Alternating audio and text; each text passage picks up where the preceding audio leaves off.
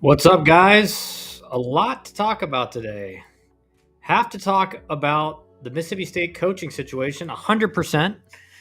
Um, I think I told you guys last week, like that was the one job in the SEC I was hearing was going to be open. Certainly did not think it would be open in season. I think that came as a surprise to anybody. But we'll talk about, again, the person who told me that also had some predictions on who would fill that spot and who would fill the person who's filling that Mississippi State spot. So we'll get into that in a second. What's up? How about LSU and Arkansas this weekend? Had a feeling both could win. Have a feeling both could win the series. Oh, for sure, for sure. I mean, they're both very good teams. It could go either way. Like, there's not one that's better than the other. I think Arkansas hasn't been playing as well of late, but either team can win that for sure. I found it interesting that you noted how D1 Baseball still hasn't yet put out a hot list for Georgia Tech job, but Kendall said he already posted one for Mississippi State. He did. Not only did he post it a day after, but like within 10 minutes of it being announced yesterday, he like frantically tweeting like, yeah, I'm working on a hot board right now. It'll be out like tonight. Right. So again, who knows? Who knows? It is weird. It is beyond weird that Georgia Tech has not had, like, D1 Baseball hasn't made a hot board for the Georgia Tech job. And again, like my dad has said, he's like, maybe it's out of respect for Danny Hall in retiring that they're not going to put it out. But at some point, it's been 4 weeks. I mean, it's not like you're rubbing it in anybody's face or something. And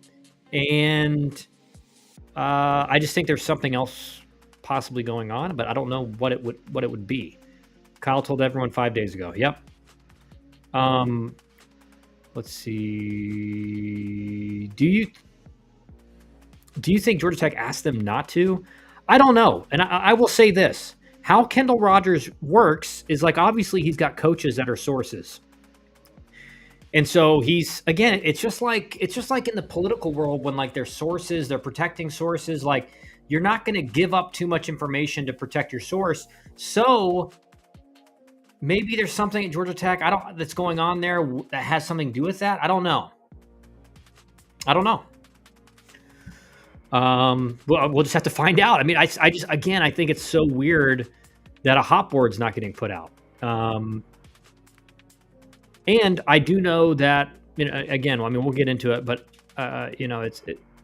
it's strange. It's the only coaching retirement, and again, the only thing I can compare it to is obviously when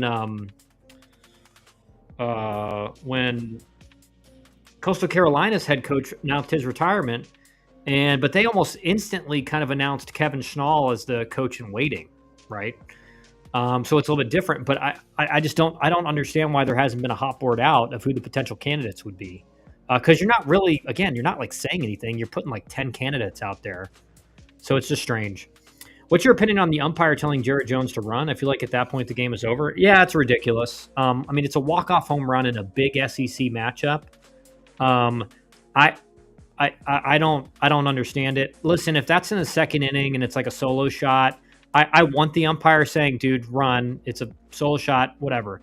When it's a walk-off home run in a big SEC series with like massive postseason ramifications, I have no problem with him celebrating like that. And I think again, when they do it in the second inning, the umpires seem like they don't care.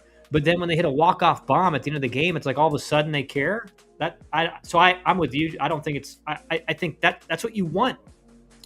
You want to encourage celebrating in the right way at the right time in the right situation, but it seems like the umpires are always like trying to like get in their way when that does happen. You think Skylar Meade to Mississippi State, or will they swing for a huge name? Well, the guy that I talked to about this like last week, when I talked to you guys about the Mississippi State thing that I was hearing, told me he thinks that Mingione from Kentucky is the guy at Mississippi State. Obviously, he was an assistant there for a long time, so he's got great ties and connections there. He's done a great job at Kentucky. I mean, they went to the World Series last year. He's turned Kentucky into every year they're in a regional, and then like every couple years they're hosting and making, so they've done a great job. He's done a great job at Kentucky. And then the guy that told me that thinks that Skylar Meade will get the Kentucky job. Because, Skylar went to Louisville. He's got Kentucky roots. So those things all make sense as far as like ties, coached there before from the area. So that's my prediction. And that's a guy I trust telling me that, who also knows both of those guys pretty well. So I think like that's what I was hearing, is that Mingione's gonna, and again, we don't know, but it seems correct that Mingione would be obviously a top candidate at Mississippi State. He was assistant there. He's done a great job at Kentucky, who has, arguably he's not, I think anyone would agree, it's not the same brand as Mississippi State in baseball. But the caveat is that Mingione's got a big buyout. He just signed an extension last year after going to the World Series. I think the buyout's something like $6 or $7 million, according to D1 Baseball's article. We'll pull that up in a second and go through it. But so anyway, that's what everyone thinks is going to be the number one candidate at Mississippi State. Albeit, we'll see. Is Mississippi State willing to pay the buyout? That's a big question. That's a lot of money to get a new baseball coach, and then have to pay him. Probably he's going to have a raise, and I think he's making 1.1 a year that escalates 100,000 every year or something. But then Skylar Meade to Kentucky makes a lot of sense, because he went to Louisville, he played at Louisville, coached there, and he's just got it just ties right in the right areas there. D1 Baseball is back on the Miami train. 4 weeks ago, we were wondering if JD would have a job. 4 weeks later, that's not even a thought. I will tell you this, Canes. I talked to an ACC hitting coach this morning, and Zach, you'll be interested in this as well.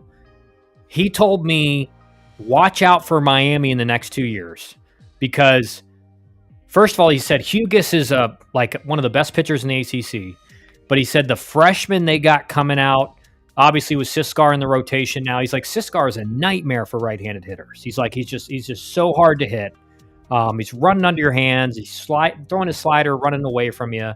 And he thinks Miami's really figured out who the guys are in their rotation in the bullpen now. And he just feels like they're a way better team now. He's like, the offense is the offense. Like, the offense is not great, but the pitching staff is way better now that they've kind of figured out the roles. And obviously, looking forward, he thinks Miami is going to be really good in a year or two, just from the pitching alone that they've seen. Ump looked like he lost a bet. Yeah. Let's hope not. With the facility, NIL, and playing in the SEC, where would you rank Mississippi State? Top 10, top 15, top 20? As far as a job, Zach, I mean, I think definitely top 10. Definitely. I will say it looked like on the recruiting trail, they've kind of struggled a bit. Like their recent recruiting class rankings are not as high as you would think. Hughes has gone after the season, but you know what I mean, Kate. He was just saying, like, there's a lot of freshman arms on that team that are going to be really good. But Mississippi State's definitely a top 10 job in the country, I think, for sure. Albeit, I think in the back half of the top 10. But they're right there at like 8 or 9. Again, the one thing though, I think it's to get a coach. Let's say, and we'll go. We'll save that for when we go through the list on D1 Baseball, and we'll do that here in like 2 minutes. But Hughes has gone after the season. Yeah, we're back, baby. Let's go. We're back, and we have even better freshman bats next season. Yeah, and I think that was the point. He just said, man, there's a lot to build on there, because the pitching in a year or two is going to, he's like, they're going to have a couple elite starting pitchers. Like the young arms there are really good. So a lot of positive comments on Miami. And again, it's kind of what me and Dusty were saying early in the season. It's like, the pitching is good. Now, how you utilize that pitching, and sometimes you have to figure it out. Siskar didn't start in the rotation, but they made the right decision to bring him in at the right time and put him in the rotation, and it's paid off. And he's not gone if the boosters at Miami have something to say about it. What is the signing bonus for a junior second, third round pick? Yeah, it depends on where in those rounds, but it's going to be high six figures or high six figures to up to like 2 million. Yeah. On Mississippi State recruiting, D1 made a good point that Starkville is in the middle of nowhere, and so they have to go further to recruit versus LSU, where half their roster is within 100 miles. Yeah. Yeah, I watched the D1, like it was like a 25-minute podcast about the Mississippi State changes. Again, I think facilities-wise, like they talked about this on the video, but I mean, Duty Noble's as good as it can get. I mean, it's an elite facility. Again, I think maybe it's a little bit harder. And again, like this is relatively speaking, because somebody's gonna be like, well, I mean, it's not harder than this. Yeah, that's not what I mean.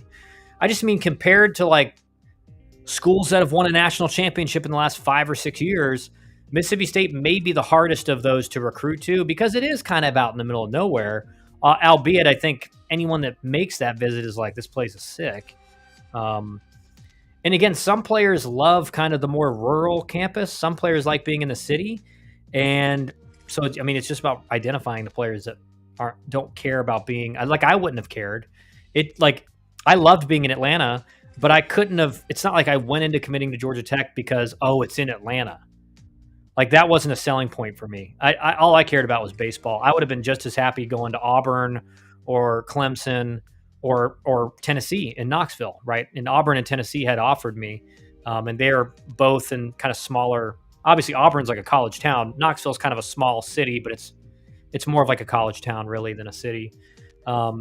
And then Atlanta is obviously a major metropolitan city, but that didn't have anything to do with my decision. You think Southern Louisiana will upset LSU today? According to their record, they seem pretty good. They do. I don't think they will. Again, it's a midweek game, so anything can happen, but I don't think so. I think if it's in the 800 to 1 mil range, we might be able to get him back. I don't know, dude. That's tough to turn down that much money to go play pro ball. But if for somehow, Canes, you guys can get him back, holy cow, like your pitching staff next year will be very good. All right, let's get into the D1 baseball article talking about the candidates to watch for Mississippi State. All right. Again, D1 baseball does a great job with this stuff, guys. Highly recommend them. Even though I know probably most of you guys are subscribed to D1 baseball in some way or another. But yeah, big surprise. Lamonis, I think most people knew he was on the hot seat. He was on the hot seat last year. And I don't think anyone expected him to get let go in the middle of the season, just because there's really no advantage to firing a coach mid-season because other coaches are still coaching. So you're not going to make a hire until the coach you want to hire is done. But I guess you can start. I mean, if it's like Texas and the whole Schlossnagel thing last year, like you can start kind of having conversations with people, I guess. So maybe that gives you an advantage. Well, I think it probably is an advantage. So maybe there is one. But I thought it was interesting. They did not name Jake Gautreaux the interim head coach. And D1 Baseball had an interesting perspective on this. I think they're right. You know, Jake Gautreaux, I never say it right, he was certainly 3 or 4 years ago one of the biggest names as far as assistant coaches in college baseball, and has turned down a few head coaching jobs. And he was not named the interim head coach. And I think Rooney said this, which I think is right. The idea is that, you know, if you make Jake Gautreaux the interim head coach, and all of a sudden Mississippi State just goes on a tear, and let's say they make the tournament, like they win like 9 straight games in the SEC play, and they finish at 16-14, and now they're a 2 seed somewhere. That puts a lot of pressure on the Mississippi State staff. There's gonna be a lot of people saying like hire him. And I think again, it doesn't mean he may not be. Maybe he's a candidate, maybe he isn't.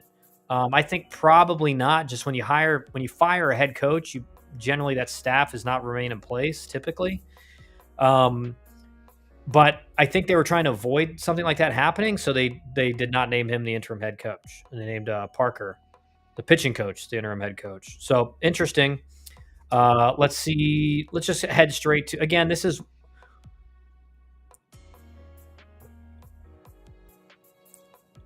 the reason why Lemonis was let go. They win the national championship in 21, and then for 3 of the next 4 years, actually 2 before this year, two of the 3, they didn't even make the SEC tournament, let alone the NCAA tournament. Last year they had a 40-win season. Probably should have hosted a regional and didn't. And then this year they're 25-19. They're 7-14 in the league. So they still can make the tournament, but they're going to have to play really well. They're going to have to go like 6-3 minimum. So they have to win every single series remaining or better. So here's and look, number 1 on the list, Nick Mingione. Okay, number 1 on the list. He was an assistant coach for the Bulldogs under former head coach John Cohen. He has deep ties to Mississippi State and the Starkville community. He's experienced great success at Kentucky in 9 seasons. Wasn't it last year they could have made a super? Yeah, they probably should have been a host, and they ended up not being a host.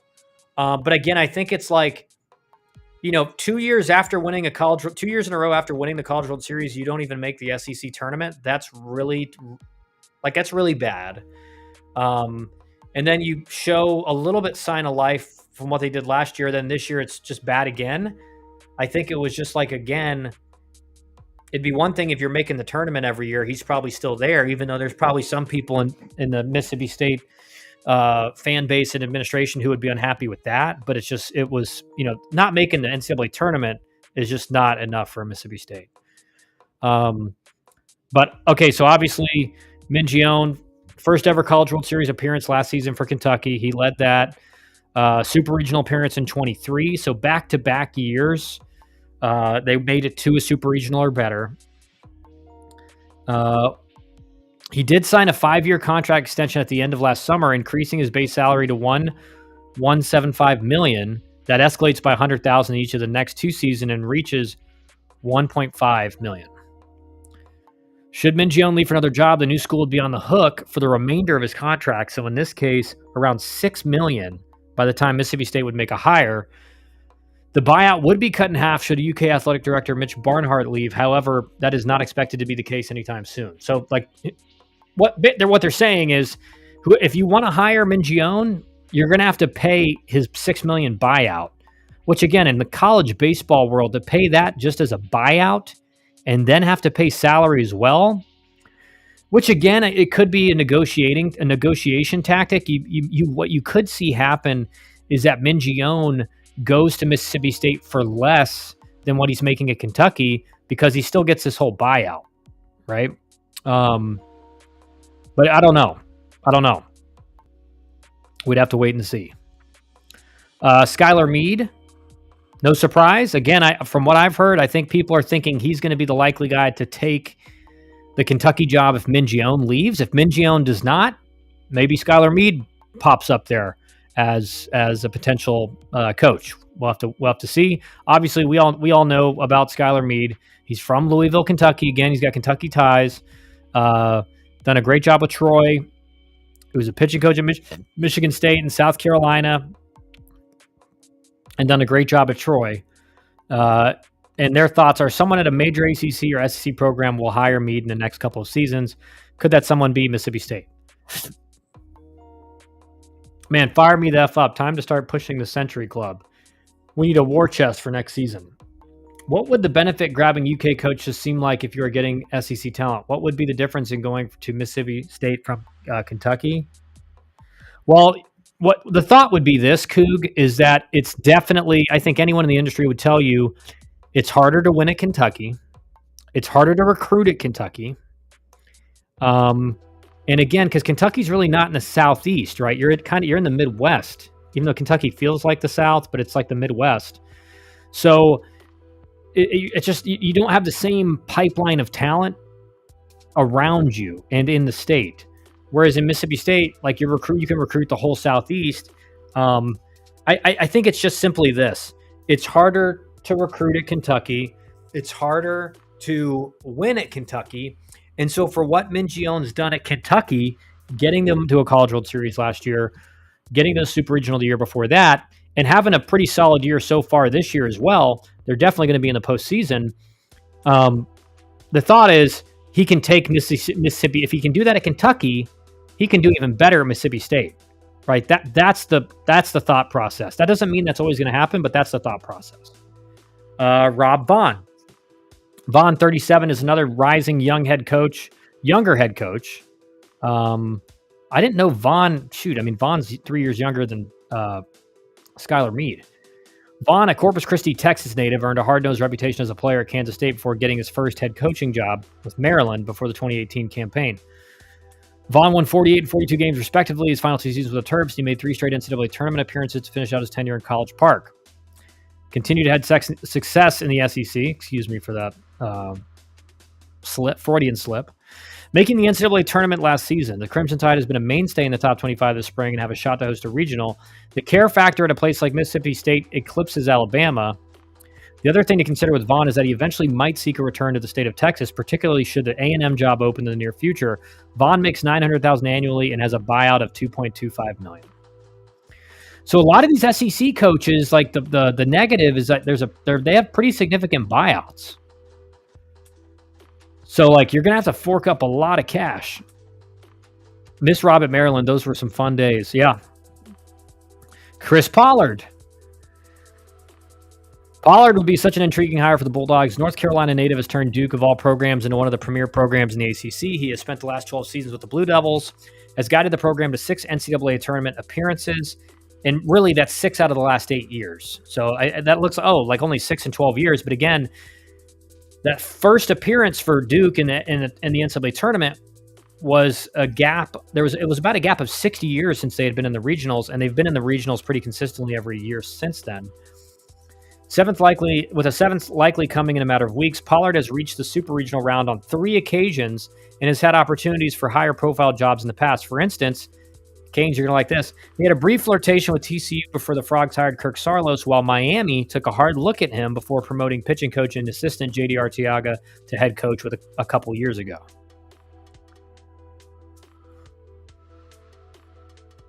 Vaughn to Cougs or what? I don't know about that. What more of a statement could the Bulldogs make by heading over to Athens and plucking West Georgia away from the Georgia Bulldogs, which is in position to possibly be a top 8 seed in the NCAA tournament?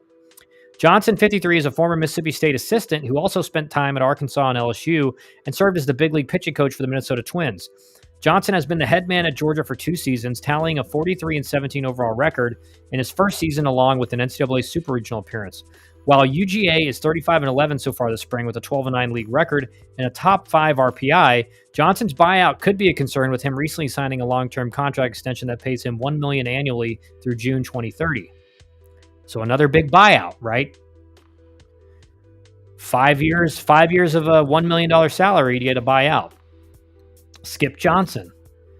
Johnson, who has the Sooners in contention to host this spring, has done an excellent job in his first season in the SEC. Johnson was courted for the A&M job last summer, but the Aggies chose to go with the internal hire, and Johnson signed a new 5-year deal, paying him $1.28 million annually.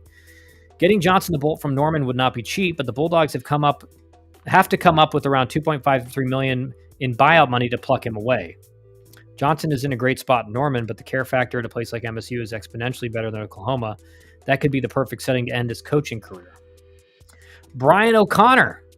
Now, this is an interesting one. O'Connor got into deep discussions with Texas A&M last summer before ultimately deciding to stay put at Virginia. Wow. Can you imagine O'Connor coaching at A&M? That would be insane. Now, a year later, partly because of family considerations, it says. Now, a year later, the landscape of college athletics has drastically changed and is about to change even more with the upcoming House settlement. Is this the job O'Connor finally pulls the trigger on for his next move? O'Connor receives good but not great support at Virginia, which is insane, right? It's insane that that's written in an article that like Virginia does not provide O'Connor, who won a national championship. get not great support. Like, it's insane. And Mississippi State cares a great deal about baseball on the financial NIL front. O'Connor did sign a new deal that takes him through the 2031 campaign last summer, but his buyout is only $500,000 and should be considered a very legitimate option. That could be a wild card. The fact that his buyout's only $500,000. Lane Burroughs from Louisiana Tech. I think the Bulldogs would have to exhaust some options to get to Burroughs, obviously, meaning he's not going to be your top pick, but it could be a guy if a few guys that you want don't work out. Could be a really solid option. He's a former Mississippi State assistant. Burroughs, 52, has taken Louisiana Tech to incredible heights since he took the head coaching job back in 2016. He won 36 and 39 games, respectively, his first 2 seasons before eclipsing the 40-win mark in both 2021 and 2022 and making NCAA tournaments. Then last season, Tech compiled a 45-19 overall record, once again was in the NCAA tournament. The Bulldogs are having yet another solid campaign this spring. Burroughs might not have the star power of some of these other names, but he would be anything but a massive step down. Does Virginia have good NIL? I mean, I would say like this, for the ACC, they have decent NIL, but it's not what you would think for like a perennial top of the conference program.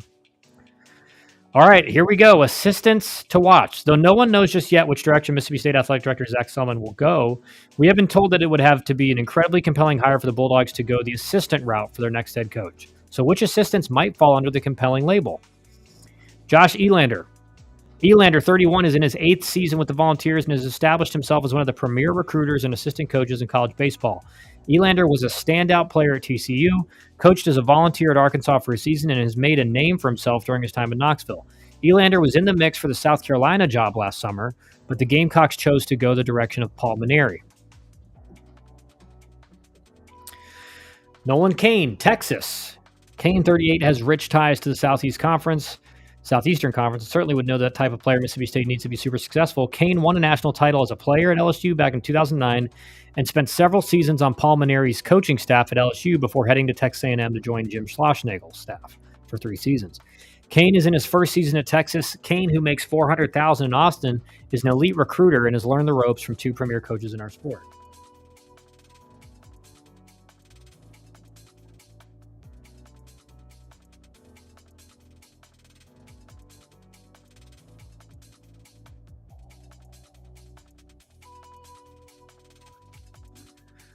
Do you think Josh Elander would leave Tennessee for Mississippi State if he got offered the job? I think that would be a very hard job to turn down. So my gut tells me yes, he would. It's a premier team in the country. It's a premier program. And again, here's the other great thing is they've been pretty bad for the last 4 years at Mississippi State. Again, last year they were good, but for 3 out of the last 4 years, they've been bad. So expectations in that first year are not going to be like for Michael Early at A&M, which is like national title. At Mississippi State, it's like, let's just make the postseason. Let's make the postseason. So like the expectations are not, again, like it's Mississippi State, the expectations are going to be high. But again, when you're taking over for a staff that 3 out of the last 4 years don't even make the SEC tournament,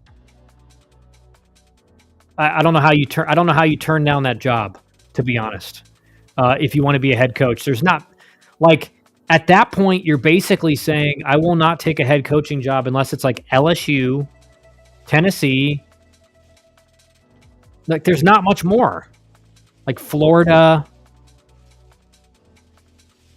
There's not much more, man. Like Mississippi State's one of the premier brands in college baseball. Where does Mississippi State rank in NIL? High.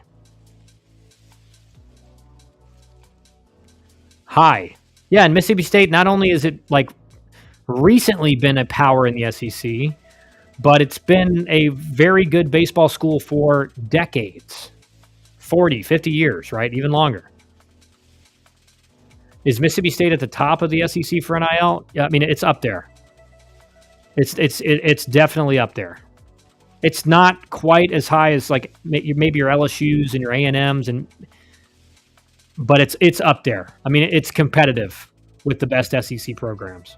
So I don't know how an assistant coach, unless they feel like they're not ready, which is, again, that takes like, you got to be really honest with yourself to say, I'm not ready to handle that job yet.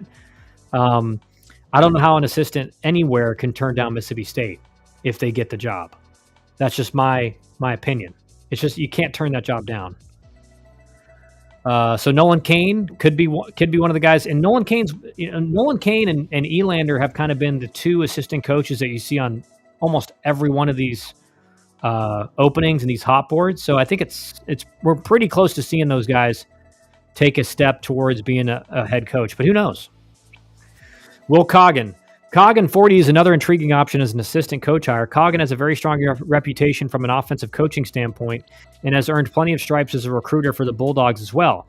Additionally, Coggin played at Mississippi State in 2007 and 08, and the Boonville, Mississippi State Mississippi native knows precisely the roadmap to winning at an elite level in Starkville. Reggie Willits from Oklahoma. Willits, 43, might come as a surprise to some on this list, but his potential candidacy shouldn't be discounted. Willits has a history with MSU athletic director Zach Selman and has earned a strong reputation as an assistant for the Sooners. Willits, who is in his fourth season with the Sooners, has helped transform OU's offense over the past few seasons. In addition to being a former big leaguer, Willits spent 6 seasons in the Yankees organization, including the last 3 as a member of the big league coaching staff.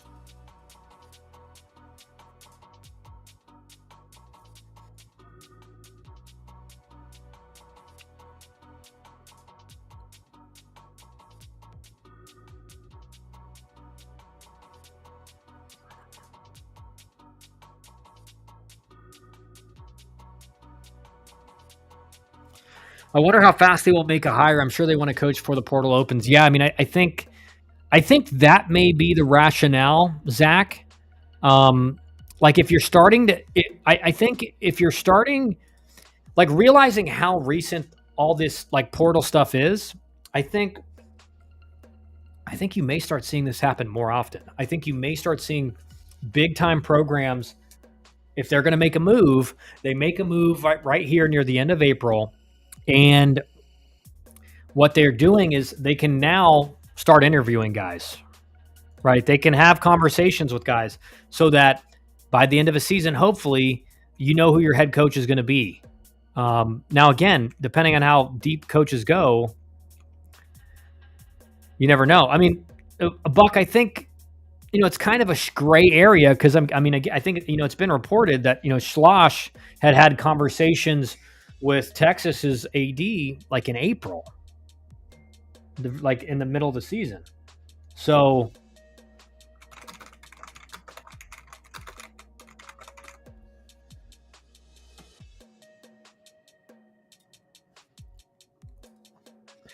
Elander is 34. He is not 31.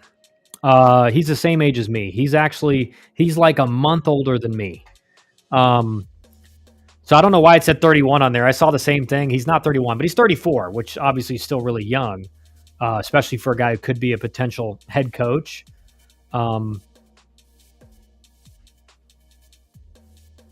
It's crazy that it feels like yesterday he got the job at Tennessee with Vitello.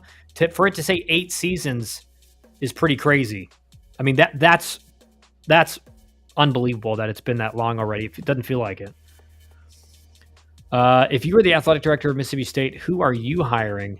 I don't know, man. Like, I think again, there's no way to answer that completely, and this is why, because you can look at what someone like Mingione's done at Kentucky. That's a green flag, right? Like at Kentucky, you're going to have more support at Mississippi State. It's a bigger program. It's a better baseball brand. So you should be able to have even more success than you had at Kentucky. But a lot of it's the interview process. It's talking through what your strategies are, what your development philosophy is, all of that. So it's hard to understand and make a decision on who would I pick, because I'd want to talk with everybody I'm interviewing, right? I want to get to know the, how much charisma do they have, right? Are they a guy who can inspire 18, 19, 22-year-olds, right? Or are they a guy, when you're in the room with them, you're like, I don't know if like an 18-year-old or a 22-year-old's going to, like, he's a good coach, but like, are they going to love playing for him? Again, those are things that go into the equation. That's what Kendall Rogers says. Expect more coaches to be let go midseason. Yeah. I mean, again, with the portal and everything, it just makes it kind of makes sense. Zach, if we would have sucked, JD would have been fired probably this week. Look at what happened to us. Gino retired after the regionals. We got screwed. Canes, what has happened to Gino? Haven't heard a word about him since he stepped down. Yeah, I don't know.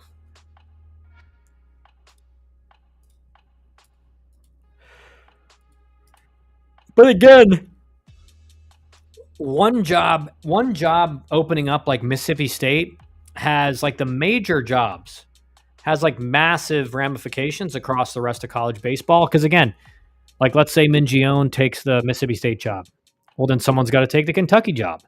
And let's say Skylar Meade takes the Kentucky job. Then that means someone's got to take the Troy job. And then depending on who gets hired at Georgia Tech, people are going to have to get replaced somewhere for that. So the more openings that we see happen here as seasons come to an end and everything, it's looking to be a pretty crazy hiring season for college coaches.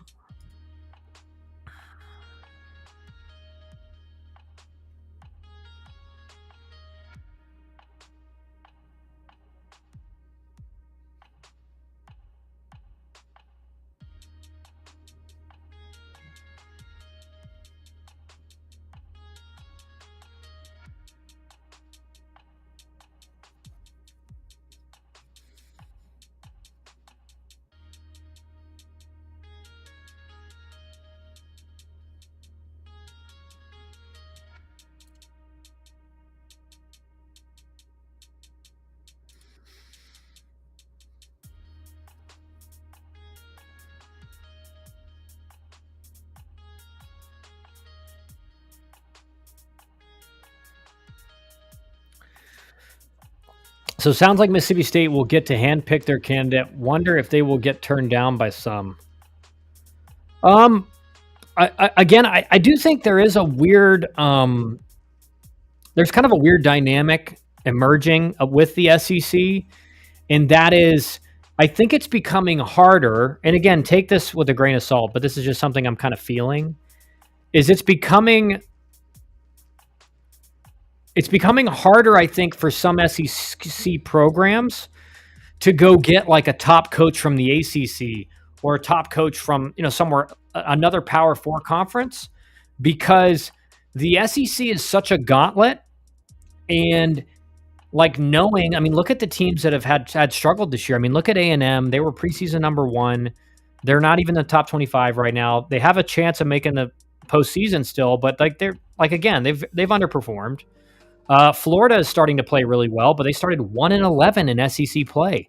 Like the SEC is a complete grinder. And I think if you're a coach at like Virginia or Duke and you kind of can stay there as long as you want, pretty much like a Chris Pollard and an O'Connor, you're weighing the risk reward of like, yeah, Mississippi State's a bigger program. I may be able to have a little bit better success there and I'm going to be supported more, but a couple bad years and I'm out.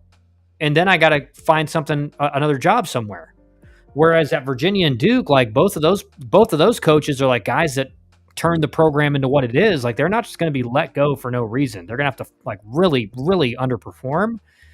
And so I think there's way more security in their current jobs. So it's going to take a lot more to get those guys to come to Mississippi State, even though like if you look at it very surface level, you're like, oh, that like why wouldn't they make that leap? It's like, well, I mean, there's downsides to it as well. When I say screwed, I don't mean we got screwed with JD. We got screwed with the timing, and then we hired JD with 1 week left in the portal. Bad timing. People are probably looking at us as an example, for sure.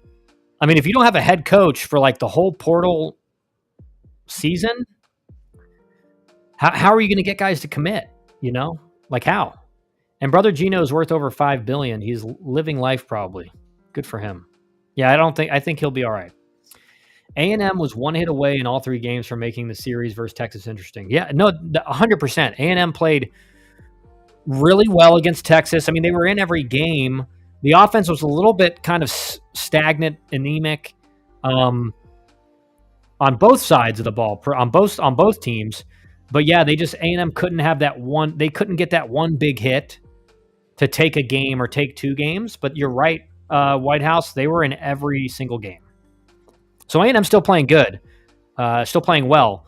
But again, right now they're sitting at 8-13 in conference.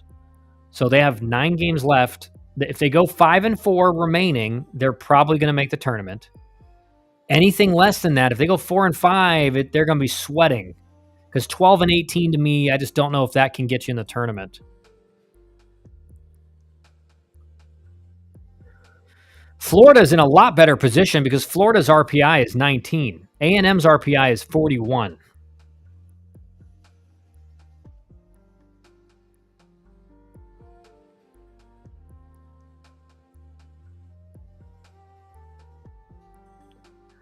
Gino still has a box at the ballpark. Would be nice for him to be our GM of baseball. Yeah, you're going to start seeing that more and more in college baseball. Guys, that they're going to start hiring GMs. Because again, think about it like this. Your coach can only focus on so many things at once. And like now you're talking development, you're talking strategy, you know, all this stuff. But then it's like, all right, monitoring the portal, trying to build NIL funding, building support there. The GM role is going to be kind of a roster management role, obviously knowing like focused on the roster, focused on building NIL funding, getting support from alumni, from the administration of the school, from the boosters, everything like that, and then like recruiting the portal. No clue how Florida is 19 in the RPI. Yeah, I mean I kind of agree, but it just means they have a way better shot of finishing. Like Florida has a way better shot at finishing 12-18 in conference and making the tournament because their RPI is like really good for their record. A&M's is like in the 40s, so it just makes it way more difficult if they don't get to 13-17. I mean, pretty much everybody's saying an SEC team that's 13-17 is going to make it in. The question is, what about a 12-18 team with a really high RPI like Florida? So we'll just have to see how it plays out.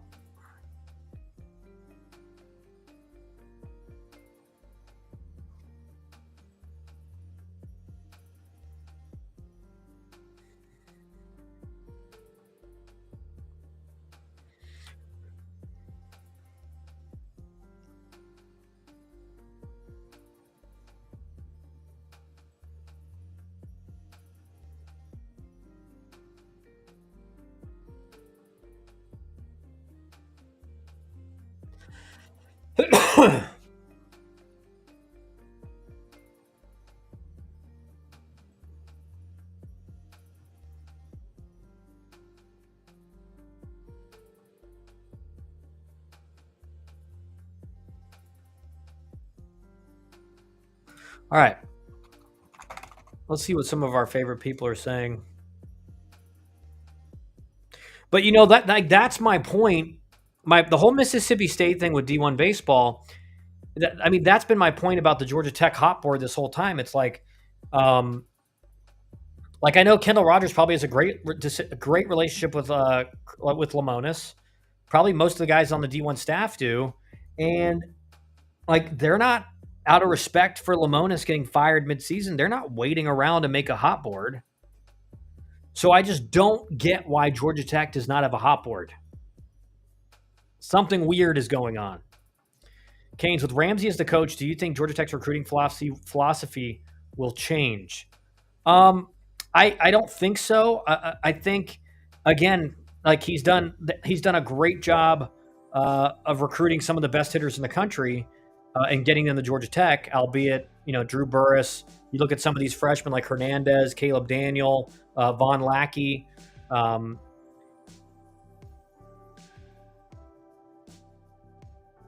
Like that is, he's done a great job. I actually talked with James yesterday, and I do think their emphasis is going to, again, their offense is going to be loaded next year, right? I was talking to him about like portal needs and stuff, and I didn't ask him anything about the Georgia head coach job because I just know there's probably stress there, and I didn't want to bring that up. and it wasn't brought up. So I didn't learn anything from him because I respect him enough to not like. If he wants to talk about it, he can. And I wouldn't even tell you guys what he said because I'm good friends with him. And again, I would keep that between me and him. But their offense is the only guy they're losing is Lodis, is a shortstop. So they're not looking for a whole lot of like impact bats in the lineup. Maybe a couple, right? But not much. Because you can say that right field spot has kind of been a battle. But Connor or Schaus has looked really good in right field. He's had professional at bats, really good at bats. He's played good defense. But I think what he thinks, and talking to him about it, is that like they need more bullpen arms with stuff. Like their pitching's been a lot better this year. It's been very reliant on Patel and Payton, and Payton's now in the starting rotation. He pitched on Sunday against Virginia. So I think bullpen depth is going to be a big thing for them this summer, and just we're focusing more on getting higher end arms. Do you have any Mississippi State kids that you are advising, high school commits? I don't. I'd have to double check with our team, but I don't think we do. Great video posted yesterday. Got a college athlete in that boat. Hopefully the share will encourage action because she hasn't taken the advice from me. Yeah, I mean, again, I've been there, right? I'll give you an example. I mean, so my video yesterday, guys, was about, how to take your career into your own hands, and you're not playing a lot. You're sitting the bench. You're not where you want to be. Like, go have a conversation with your coach and just be dead honest and say, listen, you're not going to offend me. I'm not going to take anything you say the wrong way. But like, what do I need to do to improve to get into the starting lineup? Like, I want to play. When I got to AAA for the first time, or actually the second time, I'd been a AA All-Star again, and I got promoted. I get up to AAA, and I don't play for like 4 or 5 games. I'm like sitting the bench. And so I call the farm director, and I say, I'm like, Todd, or Tom. I said, Tom, like, no offense, I want to be in AAA. Obviously, I want to be as close to the big leagues as I can, but I'm not playing up here. Like, what's going on? Like, and again, you can tell me, like, I'm not going to get offended, but, and I said, if I'm not going to play up here, but I'll play in AA, just send me back to AA. Because I'm not getting better if I'm not playing. And we had a conversation, and ultimately, the next day I was in the starting lineup, and I got a couple hits, and then at the end of the year, I was hitting 340 in AAA. But if you're talking about portal needs with him for next season, that should give you a hint as to who the next coach is. Congrats to him. Look forward to barking at him at home plate. Yeah, I mean, that's one way to look at it, Canes, right? And again, has that thought gone through my mind? Sure. Right? If he's confidently talking about what we're going to need, everything like that, there's a chance that maybe he's been told, like, we're going to go with you, and we're going to wait till the end of the season. I don't know. That's one way to look at it. Another way is just he doesn't want to really talk about what's potentially going on. I don't know. I hope he gets the job because I think he's one of the best developers of offensive talent in the country. So that's great. And I think the pitching has made a good jump forward this year. But we'll have to wait and see. Mr. Crowell, thank you for that video yesterday. I shared it with some people I know that will impact their life. I comment on the video when you got the time. Please read it. Thanks. I will. I'll look at it right now.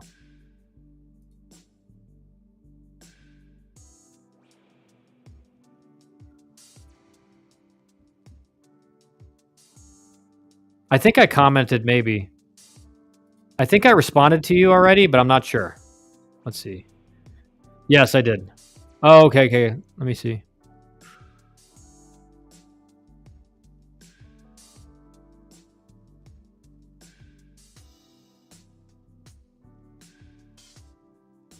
Yeah, I'll respond to that. You wrote a long one, Reyes, but I'll look into it and respond.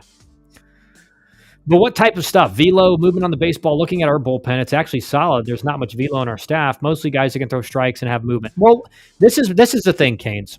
And that's what I said. And that's what we were talking about. We said, like the performance out of the bullpen has been really solid for the most part. But if you're going to compete with the big boys, with the Tennessees, with the LSUs, with the Texas, with the A&Ms, like the guys that just have really good bullpens, you don't need all of your guys throwing 95, 96 plus, but you need 2 or 3 guys like that have legitimate, again, you need a couple of guys that have legitimate strikeout stuff. And that you can depend on to have good command as well. So what you need is you need a few guys in the back end of your bullpen that in a certain situation or in a closing situation or a stopping situation can come in and just strike out 3 straight guys without walking anybody. And I'm not saying that's easy to get, right? That's it, elite. But if you're going to be elite, you need a few of those. Hoping Maryland's high school commits stay with us. We have 2 outfielders and a pitcher with a really high ceiling, hoping they don't commit and go elsewhere to Virginia or Virginia Tech. I think you'll probably be good, White House. I think Maryland, what Maryland and what Swope sells to guys is that by the time you leave here, you're going to be a way better player than when you got here. And he's even said this, that he gets a lot of good recruits because like they know he works things a little bit differently. Quincy Bright, there we go, Murph. Quincy Bright, we currently work with, Canes. That's right. And the only reason I forget about Quincy is because he did have arm surgery a while ago now. But he's in the 26 class as far as left-handed pitcher. Before that arm surgery, he's up to like 94 as like an 8th grader or a freshman. Like legitimate, like elite caliber arm. Send him our way, John. We need more left-handed pitchers in 2026. Canes, get out of here, man. I will say this, like with our clients, guys, like we only, and then we're going to get into a recruiting update here. We had our team meeting today, so we talked about this a little bit. But with our clients, once they're committed, we still can advise them, but we're not going to help them if they're like, we want to decommit. We don't do that, right? Because our relationships with the coaches are the most important thing, and if they find out we're like shopping them to other schools while they're committed, they're not going to pick up the phone and talk with us anymore, right? The only time we will go back and help is if a coaching staff change happens, right? So that's something that potentially, but again, at Mississippi State, what we always tell all of our clients when a change does happen, well, let's wait and see who gets hired. Because we probably have a great relationship with the guy coming in and we can fill them in about you. Right. And if it's a great coach, like you don't want to leave because that guy's going to develop you. He's going to turn you into a better player. So stop trying to poach, Canes. All right. Stop poaching. That is actually interesting. That would make 2 Elite 26 arms Mississippi State has committed. That would make 2 Elite 2026 arms Mississippi State has committed. Bright and Wilson Anderson. I'm actually trying to flip Anderson.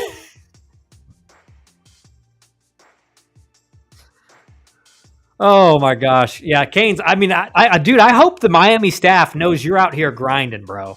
I hope they know you're out there. You're like DMing. I want to know what recruits think when they get a DM from Canes Cats 5 to Miami. I wonder what they think. I wonder what the recruits think. So here's an interesting thing. I'm going to have a video coming out about this tomorrow, probably, guys. And we talked about this on the meeting. If you're a recruit out there or you're a parent of a recruit out there right now in like the 26, 27 class, especially 26, like teams across Division I, whether it's like maybe not Power 4, but really good mid-major, kind of middle tier mid-major, like lower level D1, they like everyone is moving super slow. And think about it like this. One, with the portal now, you kind of want to wait till after the season's over you don't know how much you're going to lose. You don't know if you're going to lose. You think a lot of coaches think, we're going to lose 7 and they lose 12. Well, now you got to go get more guys. Or you think you're going to lose 7 and you lose like 2. Then you don't need to go get more guys. And then you have to evaluate the guys that are you going to keep some of those guys you thought you were going to lose or not? And then you got on top of that, the house settlement and the approval of that and the ramifications of that. Everybody's moving super slow right now because they don't know what's going to happen. So if you're a recruit out there or a parent of a recruit right out there, do not be discouraged because, hey, we're not hearing anything yet.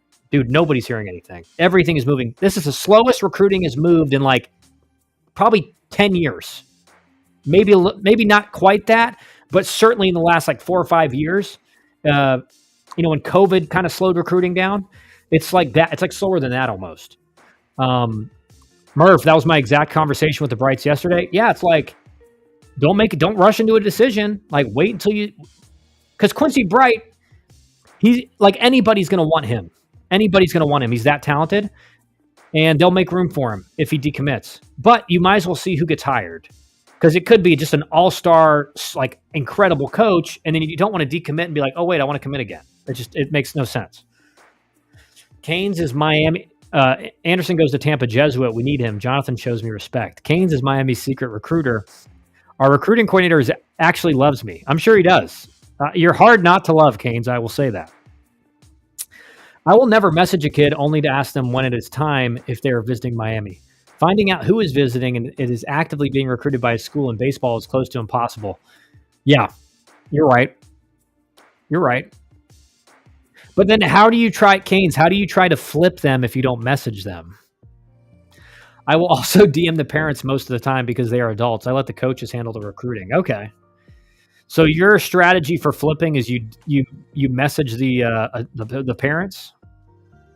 Is that what I'm hearing?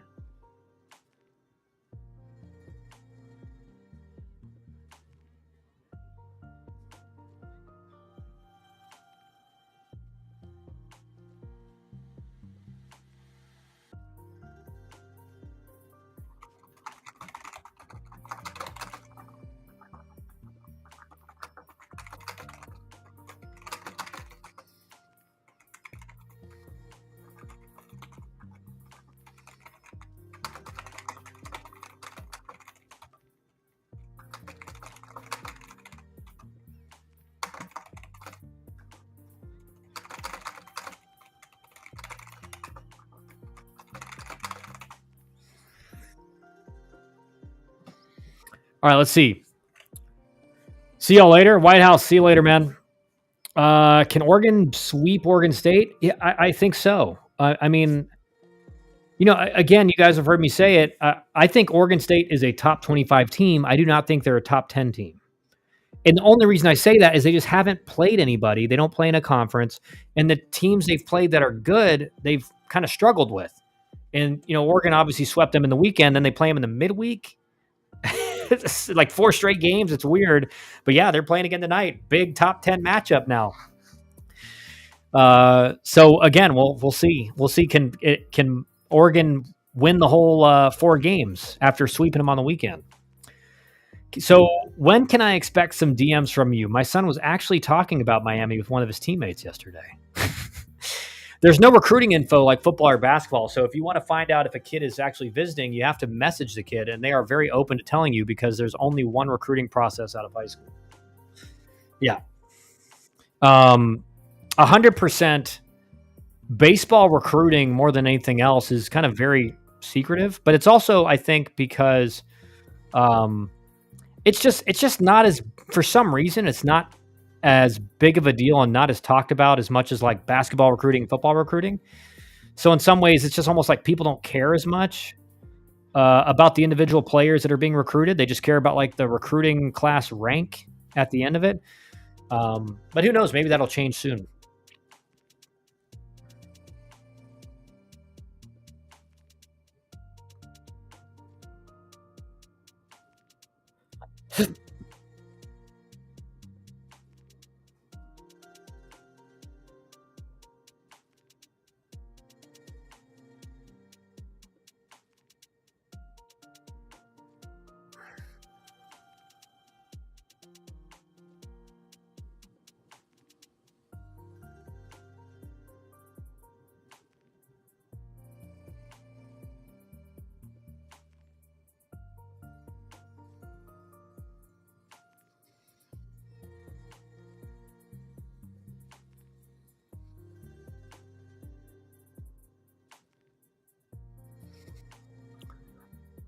It's also because of the draft being a factor which isn't there in football and basketball. Yeah, that's true. A lot of those guys, again, there's a lot of players, especially in Power 4 recruiting classes, where you're doesn't mean you're always going to lose guys to the draft, but there's always usually a few guys in each recruiting class where you're like, hope he doesn't you're almost like, I hope he doesn't ball out this summer right before the draft, because then it's like his stock's going to go up. If Texas A&M loses or gets swept by LSU, do you think they will miss the tournament? Well, let's see. I mean, right now let's say they get swept. They get swept, so they're 8-16. With 6 games left, they got to go 5-1 the rest of the way to be at 13 wins. I don't think they get in if they get swept. If they lose 2 out of 3, they are 9-15, and then they got to go 4-2. So it's kind of, I mean, you want to win this series. I'll say it like that. I think if they get swept, they're out. I think baseball recruiting info is an untapped market. But hey, let's start Rivals for baseball. New business idea. I'm telling you, Buck. I mean, you guys aren't wrong. You guys aren't wrong. I mean, even like D1 baseball, that's kind of one thing they don't really like. They have the portal database and stuff, but they don't really cover high school recruiting that much. Hey, Kyle, my son will be going to high school in the fall. What should our focus be this summer to prep for high school tryouts? I think it's honestly, like, get stronger in the weight room. Like the faster, like once you're in high school, you can start working out serious. Right. And I think that's kind of been debunked, the whole, like, he's too young to work out, but I get it. You don't want to be pushing the weights too hard, like middle school and stuff. Like, that's fine.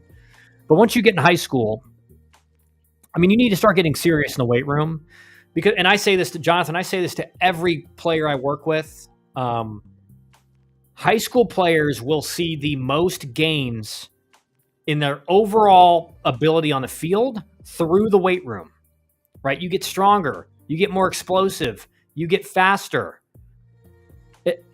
Getting stronger and more explosive in the weight room means you're going to get faster on the baseball field. You're going to have more power, more velocity. You're going to have better body control because you're stronger, you're more athletic. That's where the biggest gains overall are going to be for a high school player. They're from the weight room. When you get to like 25 and you've been in pro ball for like 2 or 3 years, then you're kind of plateaued strength-wise, unless you're juicing. And you're kind of looking, it's almost like I'm trying to get as strong as I can, but all right, where are my problem areas? All right, my hip flexors usually get sore. I need to be stretching those things out. Hammies usually bother me, so I'm really got to be making sure my hammies are strong and flexible. So high school and college are those times where you can really just get so much better in the weight room. This is a great example. So Walker Bueller, his freshman year, I faced him in the regional when we were at Vandy. We were the 2 seed at Vandy. And it was like easy pickings. I mean, he was 93, 95, which on today's guns means he's probably like 95, 97. And slider was decent. Changeup was decent, but I think I went 2 for 3 off him, or 2 for 4. I was a junior. He was a freshman. 5 years later in AAA, I face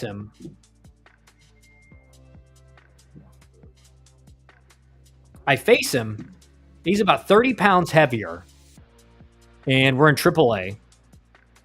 And he's throwing like 100.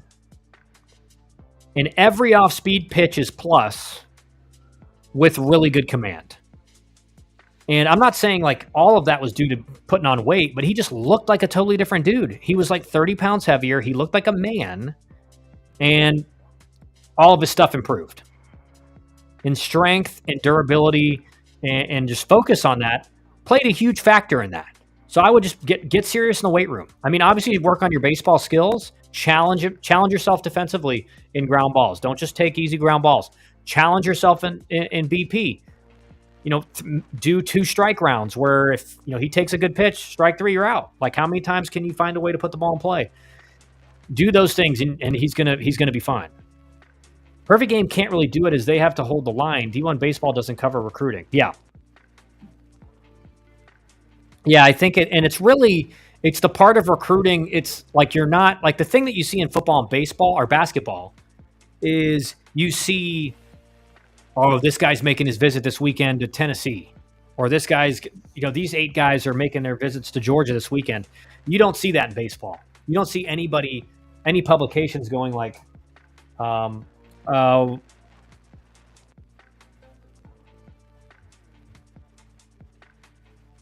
actually, I have to, but that's going to be it for me today, guys.